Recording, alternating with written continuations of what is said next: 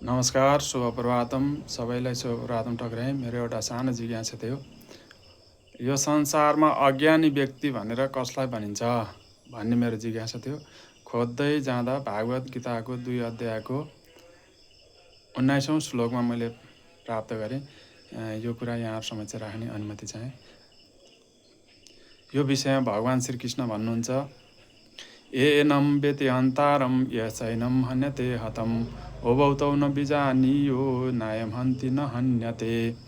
भगवान् श्रीकृष्णले के भन्नुहुन्छ भनेदेखि यो संसारमा अज्ञानी मानिस त्यसलाई भनिन्छ जसले यो जीवात्माको शरीर मर्नेवाला ठान्दछ वा मार्नेवाला ठान्दछ भनेदेखि यो आत्मा न मर्छ न कसैलाई मार्छ। यो आत्मा सधैँ जीवित रहन्छ। जसले चाहिँ यो शरीरलाई मर्ने र मार्ने ठान्दछ, यो शरीरलाई मारेपछि आत्मा मर्यो, आत्माले अर्को आत्मालाई मार्छ भन्ने ठान्दछ भनेदेखि ती व्यक्तिहरू चाहिँ अज्ञानी हुन्। शरीर मर्छ तर आत्मा मर्दैन भनेर भगवान् श्रीकृष्णले भन्नुभएको कुरा यहाँ सबैले राखेँ।